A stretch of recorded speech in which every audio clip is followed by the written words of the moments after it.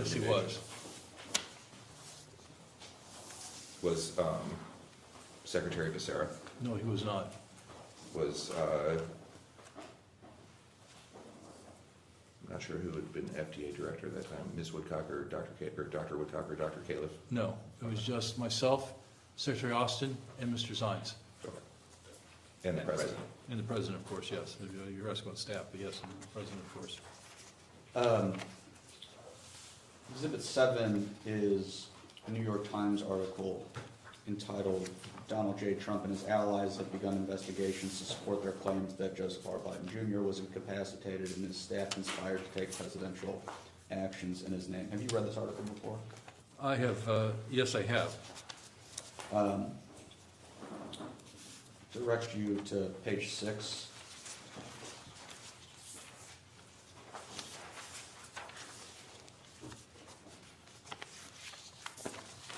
I'll read. Hey, Jake, Yes, sir. the title on the page 1 doesn't seem to match the title at the top of the header pages. Am I missing something?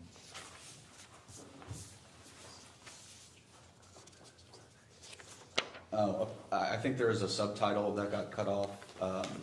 It's the same article, though. Okay. So I think the actual title of the article is Biden says he made the clemency decision recorded with AutoPen. Is that right? I think you are correct. Thank you, Thanks. sir. I appreciate that. I apologize. On page 6 of this document, I will read, they being, Sorry, can you tell me where you are on page 6? oh, sorry, third paragraph from the bottom. The paragraph from the bottom. And it's talking about emails that were reviewed by the authors of this article. I will read. They also show that use of the AutoPen was managed by Mr. Biden's White House staff secretary, Ms. Feldman.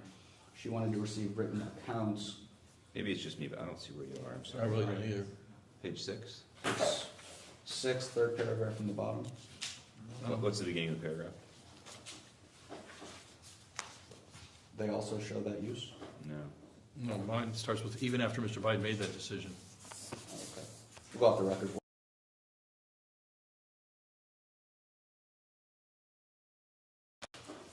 My apologies, I was looking at a different copy of the same article. On page 5, at the last paragraph at the bottom, I will read, they also show that use of the AutoPen was managed by Mr. Biden's White House staff secretary, Ms. Feldman. She wanted to receive written accounts confirming Mr. Biden's oral instructions in the meetings before having it used to produce the warrants recording the clemency actions the emails show. The aides referred to those written accounts of meetings at which Mr. Biden delivered oral decisions as blurbs. The accounts were drafted by aides to the senior advisors who had participated in the key meetings, like Mr. Biden's chief of staff, Jeffrey D. Zients, and Mr. Siskel. Stop there for now. Does this process sound familiar to you, Mr. Klain? Well, as I said, I was not at the White House during this time. Sure. And so I'm not familiar with this process, no. During your time, who were the staff secretaries that you would work with? At first it was Jessica Hertz, and then Neera Tandon after that. What was the process for during your stint for receiving the president's approval for pardons or clemency actions? Well, they were very rare. There were no pardons or clemencies in 2021 at all. 2022, there were 2 sets, as I recall. One in the summer, which was derived from a memo the president had issued, trying to reschedule marijuana off of Schedule 3 to Schedule 1, directing the Secretary of Health and Human Services and the head of the DEA to re-examine the scheduling of marijuana and make it clear that anyone who was imprisoned for the mere possession of marijuana, in federal prison for the mere possession of marijuana, was eligible to apply for a pardon under the memorandum. And I believe a few pardons were ultimately issued, but I was not involved in I was involved in the preparation of that memo, but not in the subsequent follow-up in terms of the applications for pardon at the Justice Department and how those applications came from the department to the president and whatnot. And then I think there were some pardons at the end of the year, traditional Christmas pardons. But I was not directly involved in the process on those. And I might have asked you this earlier, so I apologize if I'm repeating myself. You never discussed a potential pardon of Hunter Biden or any member of President Biden's family with the president, did you? Well, I don't think you asked the question quite that way. I did discuss after the election in 2024, I had lunch with the president shortly after the election, and as we sat down to lunch, the president said, "I'm going to pardon Hunter." What was your reaction to that? I offered my views on the politics of that, on the timing and the breadth of the pardon and whatever, but the president reiterated, "I'm going to pardon Hunter." And what was clear to me was there was a decision by the president. It was his decision. He was quite firm on it, and he had made the decision. Can I take from that you were against the decision to pardon Hunter Biden? Well, what you can take from, I don't know how my views on the pardon are relevant to your inquiry, because this isn't about my judgment, it's about the president's judgment and the president's acuity. Well, the president respected your views quite a bit. Well, sometimes yes, sometimes no. And what I'll say is I raised concerns in that meeting, not about the pardon of Hunter per se necessarily, but about the fact that, if he was going to issue pardons post-election, why was he starting with his own son?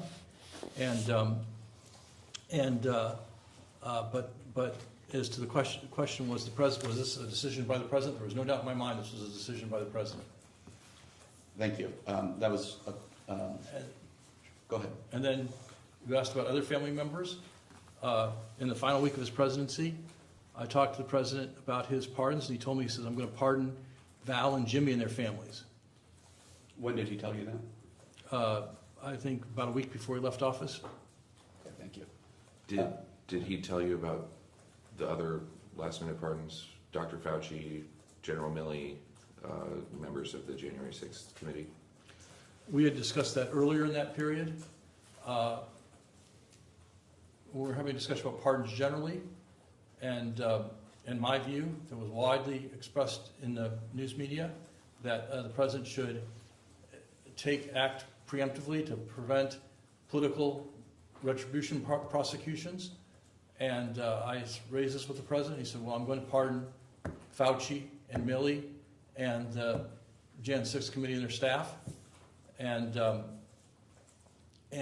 we discussed that, and I was surprised that pardon didn't issue till so late in his presidency, because we had this discussion, to the best of my recollection, sometime in mid-December. Did you ever have any discussions with Mr. Bauer regarding the Hunter Biden pardon? Not that I recall, no. Did you read reporting that there was a falling out between President Biden and Mr. Bauer over that pardon?